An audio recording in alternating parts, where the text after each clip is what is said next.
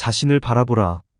형상에 반응하는 자신을 자세히 바라보되 간섭하지 말고 조용히 응시하세요. 일어나는 형상마다 마음의 파도에 흔들리고 미혹되며 몰입하는 자신을 바라보면서 그것도 타인이 자신을 보는 것처럼 그렇게 떨어져서 보라고 하는 것입니다. 그리고 본 것을 어떤 색깔도 더 씹히지 말고 그대로 두십시오. 여러분들의 간섭으로 다른 색깔로 변형되지 않게 하십시오.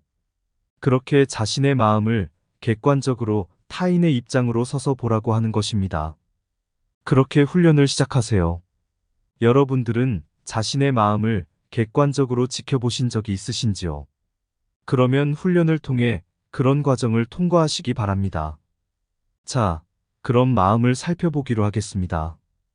여러분들은 아침에 잠에서 깨어 일어나면 마음이 움직이기 시작합니다. 몸은 그저 마음을 이동시켜주는 보조장치에 불과하다는 것을 알겠지요. 이렇게 움직이는 마음은 하루를 자신의 뜻대로 사용하고 또는 입력된 프로그램대로 움직이다 저녁이 되어 잠자리에 들 때까지 움직임을 멈추지 않습니다.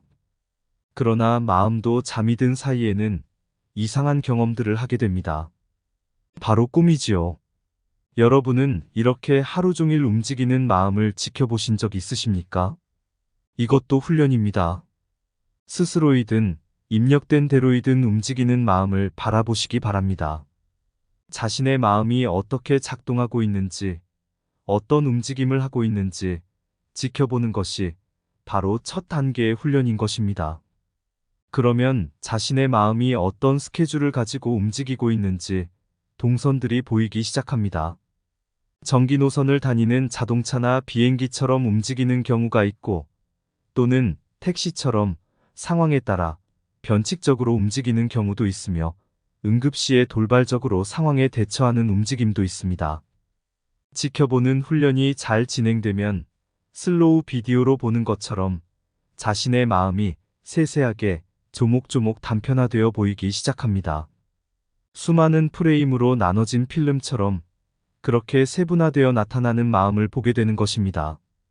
두 번째 단계는 그렇게 펼쳐진 프레임들을 자세히 살펴보는 단계입니다. 마음에 어떤 그림과 어떤 장면들이 기록되어 있는지 알 수 있게 되는 것입니다. 그러면 여러분들은 마음이 어떻게 움직이고 이동하였는지 자세하게 알게 되는 것인데 눈치채셨지요? 바로 그것입니다. 마음을 지켜보던 여러분들이 멈추어 서서 가만히 있었기 때문에 꼭 인형처럼 그렇게 지켜보았기에 보이기 시작한 것입니다.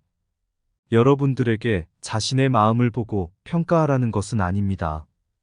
자신의 마음이 어떤지를, 그 실체를 정확하게 바라보라고 하는 것입니다. 마음이 어디에 가 있는지, 무엇에 집중하고 있는지, 어떤 것에 관심을 두고 있는지, 무엇 때문에 흔들리고 있는지, 상처받고 있는 원인이 무엇인지, 왜 분노하고 있는지, 왜 슬퍼하고 있는지, 왜 고민하고 있는지, 여러 유형으로 나타나는 마음을 자세하게 바라보면서 지금까지 실체를 알 수 없었던 마음을 집중 탐구하라고 하는 것입니다. 이렇게 자세하게 관찰하다 보면 마음이 왜 이렇게 하였는지, 결과가 어떤 경로를 통해서 펼쳐지게 되었는지를 알게 되는 것입니다. 원인이 나오게 된 근원적인 부분을 살피게 되는 것입니다. 일체유심조라는 부분이 다음 단계로 이어져 나올 수 있는 것입니다. 그렇습니다. 모든 결과에 대한 원인이 바로 마음에서 시작되었음을 여러분들이 발견하게 되는 것입니다. 외부적인 형상들은 여러분들이 마음을 자세하게 들여다보는 동안 눈앞에서 사라져버리고 보이지 않게 되었음을 알게 되는 것입니다. 여러분을 그동안 기쁘게도, 슬프게도, 분노하게도, 고민하게도, 흔들리게 하였던 그 모든 것들이 마음에서 시작되었음을 눈치채신 것입니다. 바라봄의 효과가 나타나기 시작한 것이지요. 이제 모든 형상들의 원인 제공자가 누구인지 알게 되었습니다. 그러면 원인 제공자인 마음을 어떻게 할까요? 일체유심조를 알았으니 어떻게 자신의 뜻대로 할 수 있을까요? 마음을 주관하던 호는 이때에 여러분들에게 이렇게 질문합니다. 너희가 마음을 움직이던 것이 혼임을 알게 되었는데, 그러면 혼을 너희들이 조정할 수 있느냐? 라고 말입니다. 여러분들은 이 질문에 어떠한 대답을 하실까요? 있으신가요? 있지요. 당연히. 이것이 세 번째 단계인데요. 마음을 움직이던 혼을 꼼짝하지 못하게 하기 위해서는 마음이 움직이지 못하게 하는 것입니다. 마음이 움직이지 못하게 한다? 아닙니다. 바로 마음이 아무것도 할 수 없도록 움직임을 멈추도록 하는 것인데, 마음이 어떤 형태로 움직이던 어떤 반응을 보이던 일체 관계하지 않은 상태에서 멈추세요. 추호도 흔들리지 않는 상태로 멈추는지 반응을 보이지 말라는 것입니다. 나타나는 형상들에 여러분들이 반응을 보이는 것은 마음의 요구에 따라 움직이는 것입니다. 그러니 어떠한 반응도 보이지 말고 멈추라고 하는 것입니다. 쉽지 않겠지요. 그러나 이것을 극복하는 것이 2단계의 훈련인 것입니다. 여러분들의 마음들은 자신의 상태를 보이는 형상으로 표현합니다. 지금 자신의 상태가 어떤지 보이는 형상으로 여러분들을 압박하고 협박하는 것입니다. 거울을 보고 있는 자신의 얼굴을 보세요. 바로 얼굴 표정으로 모든 것이 나타나 보입니다. 상대방의 얼굴 표정을 보고 반응을 드러냅니다. 여러분들은 수많은 거울들을 통하여 자신의 마음이 지금 어떤 상태인지 점검한다는 것입니다. 바로 자신의 앞에 서 있는 수많은 타인들 말입니다. 그럴 때마다 변화무쌍하게 달라지는 마음을 보셨을 것입니다. 마음은 발이나 엔진이 달리지는 않았지만 참으로 쉼없이 달리고 도망 다니고 숨고 공격하고 하면서 에너지를 방출합니다. 마음에서 방출되는 이 에너지가 기쁨의 에너지라면 문제가 생기지 않겠지만, 부정적인 기운들을 품고 있는 에너지라고 한다면 이런 기운들이 서로를 끌어당겨서 매우 강한 전자기 펄스지대를 형성하게 합니다. 우리의 인류들은 마음에서 분출하는 전자기 입자들은 에너지 형태를 띠고 있기 때문에 자석에 이끌리듯이 서로를 끌어당기면서 자신들의 영역들을 형성하게 됩니다. 행성 지구의 아스트랄 영역에는 인류들의 마음에서 분출되어 나온 부정성이 강한 에너지 입자들이 서로 뭉쳐져서 커다란 지대를 형성하고 있는 영역이 있습니다. 우리의 영단에서는 이것을 처음에 제거하기로 하였으나 원인을 제공한 인류들이 그 실체를 알아야 하고 그 폐단을 직접 경험해 보아야 한다는 결정이 내려졌답니다. 그리고 그것을 스스로들이 제거할 수 있도록 하게 하는 것이 우주의 질서라는 것을 깨닫도록 한 것입니다. 바로 이 전자기 펄스지대가 여러분들 표현으로 지오켈이라고 하는 곳입니다. 성기체는 전자로 이루어진 에너지체이기 때문에 전자가 띠고 있는 기운에 따라 그 지역으로 자연스럽게 진입하게 되는 것인데, 서로의 파장이 끌리기 때문이지요. 주파수 대역이 같은 지역으로 진입하는 것입니다. 그러니 평소 부정성을 강하게 띠고 있던 마음으로 표현되는 혼, 즉 성기체는 자신과 주파수가 맞는 부정성이 매우 강한 전자기 펄스 지역으로 들어가게 되는 것입니다. 이것이 바로 에너지 법칙이라고 하는 것입니다. 동적인 움직임을 멈춘 마음, 즉 모든 활동을 멈추고 아무것도 일어나지 않는 마음은 어떨까요? 전자의 파동이 멈추어 서서 움직이지 않음이니 진동이 일어나지 않게 되는 것입니다. 이것을 평화로운 상태, 무이라고 하는 것입니다. 또는 무상이라고도 표현하는데, 표현이야 어찌되었든 여러분들은 이름 붙이기를 좋아해서 그것이 무엇이 되었든 그것이 중요한 것이 아닌데도 말입니다. 에너지는 움직임에 따라 기운이 순환하며 순환에 따라 주파수, 진동을 일으키고 자기장을 형성합니다. 그리고 같은 진동대역을 가지고 있는 에너지끼리 서로 동조하면서 연합하게 되는 것입니다. 긍정의 기운은 긍정의 기운끼리, 부정의 기운은 부정의 기운끼리 서로가 끌어당기면서 영역을 구축하게 되는 것입니다. 세력이 커지면서 강력한 중력장을 가지게 되고 또한 파워를 가지게 되는 것입니다. 긍정의 전자 파동은 진동수가 매우 높아서 중력장의 영향을 받지 않게 되며 진동수에 따라 질량이 사라지게 됩니다. 그러면서 상승하게 되는 것인데 밀도는 느슨해지고 확산되어 퍼져나갑니다. 순수 그 자체인 대원인자, 창조 근원은 밀도가 존재하지 않아서 대우주의 모든 영역에 퍼져 있는 것이고 질량이 없어서 중심을 지키고 있는 것입니다. 대신 부정의 전자파동은 진동수가 매우 낮아서 중력장의 영향을 받으며 질량이 높아지고 밀도는 조밀하게 나타납니다. 서로가 끌어당기는 기운이 강하다 보니 영역 자체가 매우 좁게 형성되어 나타나게 되는 것입니다. 부정의 기운을 띠고 있는 여러분들의 성기체에서 발생하는 파동들은 어둠의 영역으로 모여들고 더 무거워지고 더 조밀하여 즉 융합되는 과정 동안의 빛은 점점 사라지게 되는 것입니다.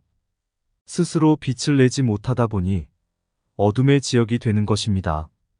지옥으로 표현된 아스트랄 영역의 어둠의 지대는 인생을 살면서 부정의 늪에 빠져 자신이 빛이라는 사실을 인식하지 못하고 버림받은 자식이라는 스스로의 판단에 의해 인생을 종료하고 돌아오는 성기체들이 결국 찾아들어가는 영역이 되고 말았습니다.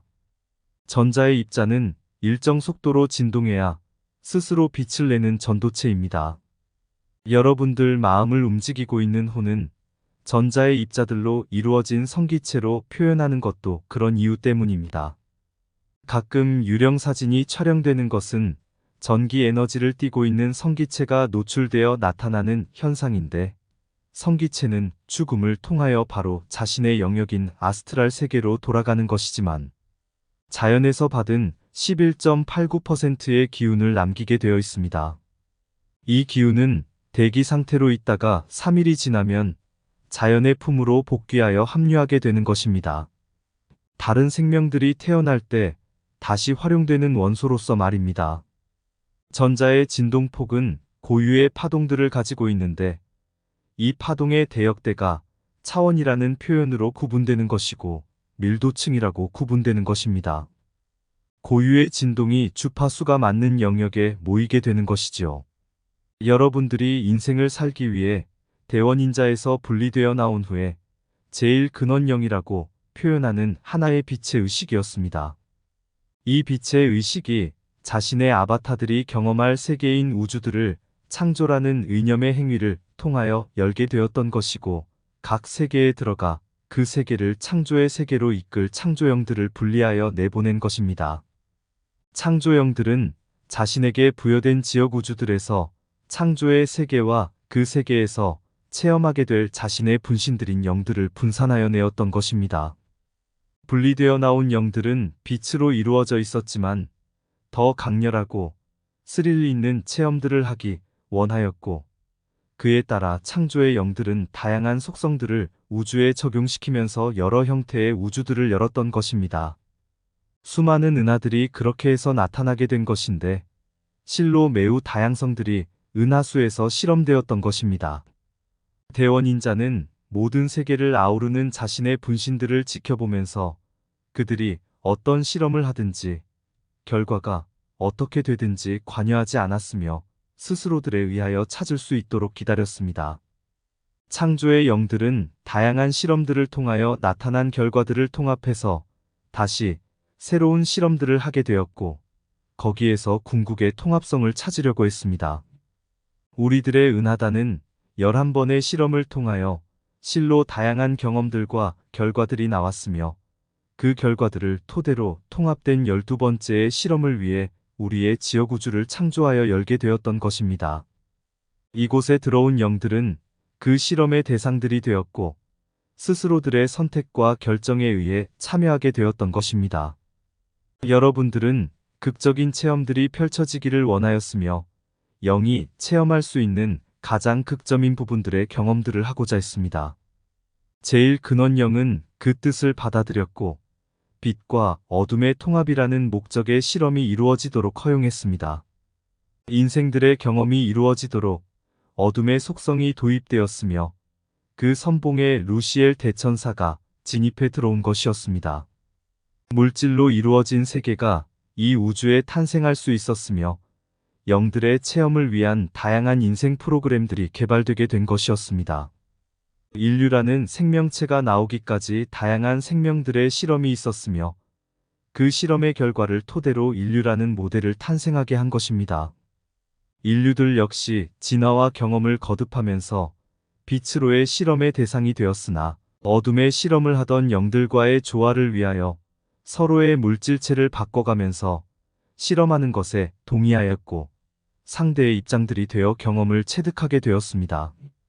여러분도 아는 것처럼 물질의 실험은 보이는 대상을 통하여 경험이 이루어지다 보니 보이지 않는 영의 세계와 단절된다는 단점을 안고 있었습니다.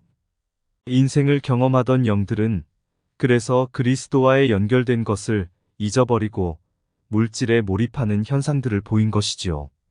물론 처음에는 이렇지 않았답니다. 서로의 기억들이 소통을 공유하고 있었기에 단절은 있을 수 없었지요.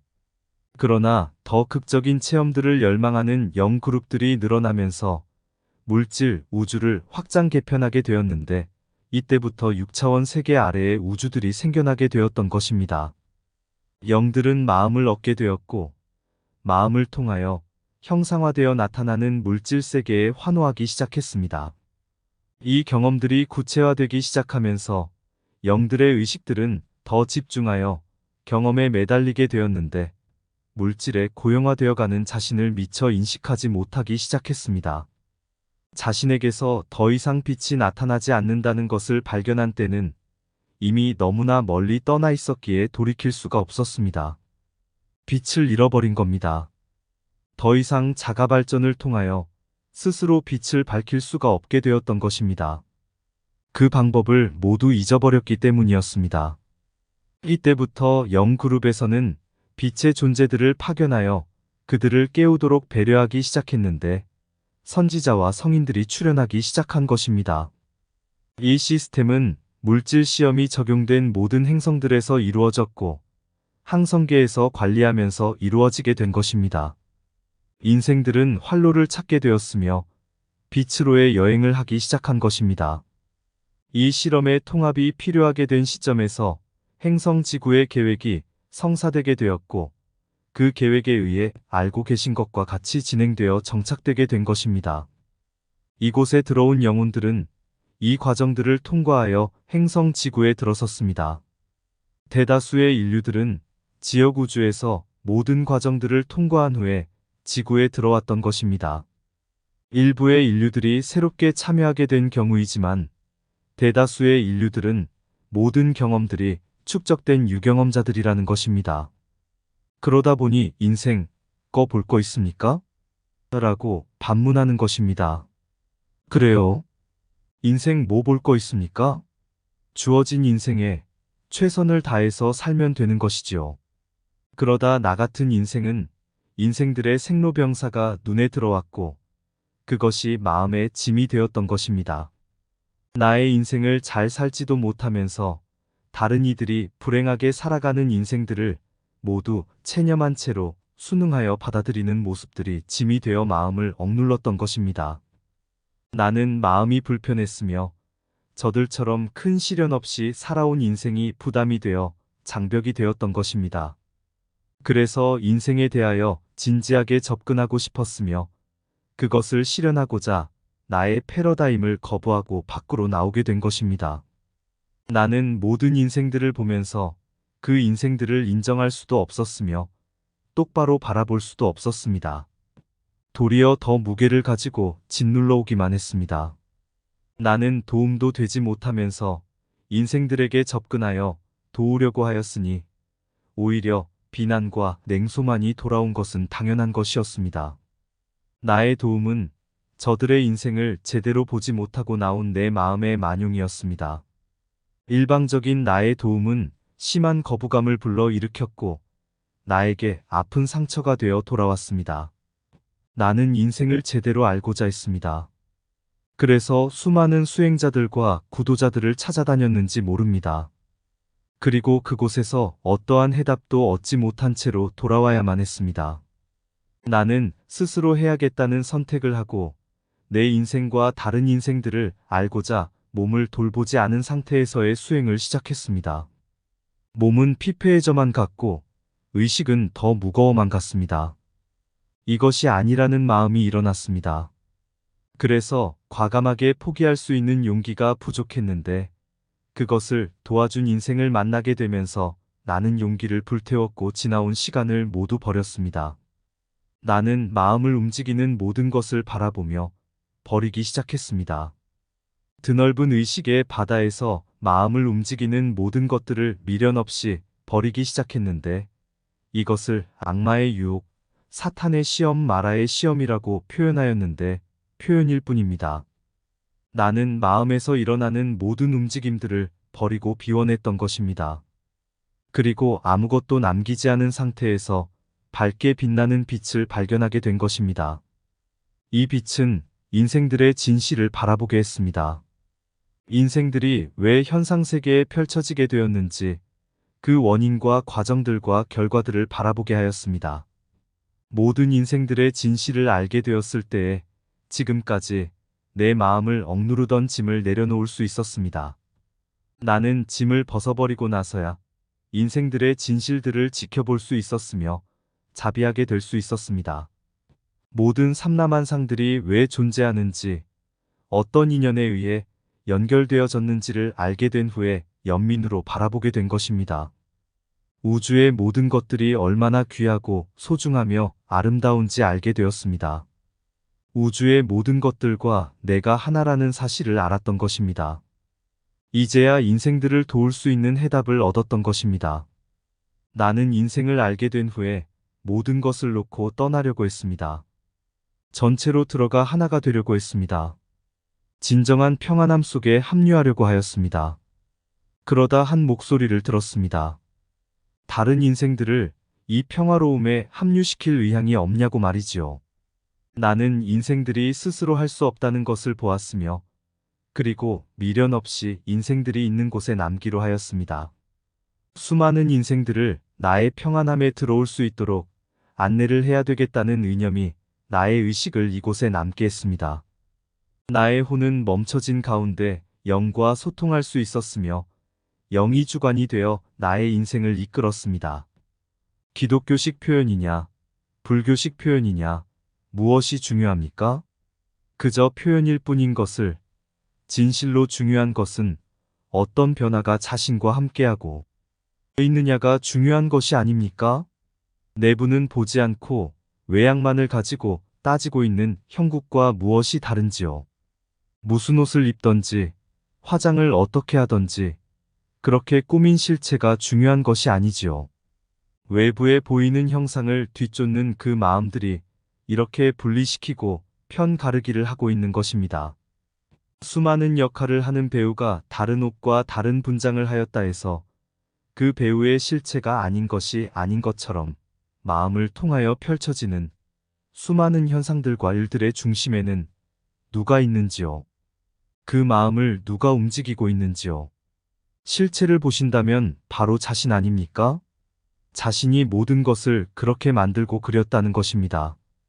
마음이 움직이는 것을 멈추게 하기 위해서는 그 실체를 알아야 하고 그것이 자신임을 알았다면 자신이 움직임을 멈추어야 하며 더 이상 마음에 분유가 일어나지 않도록 모두 비워내고 버려야 한다는 것입니다. 이것이 자아를 멈추게 하는 것입니다. 자아를 멈추면 초월자아가 중심에 서서 평안함을 선사하게 하는 것입니다.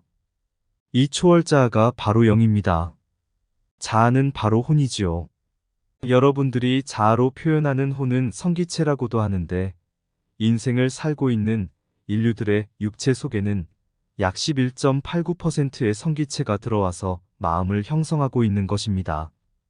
그리고 그 본체인 성기체 안에 영기체로 표현하는 영이 들어와 있는 것인데 혼의 본체는 아스트랄 영역에 머물고 있으며 육체를 죽음으로 벗어버리고 떠나고 난 후에 본체와 결합하는 것입니다. 분신체가 경험했던 모든 정보들은 본체에게 저장되는 것입니다. 이 장을 마무리하고 다음 장에서 다시 시작하기로 하겠습니다.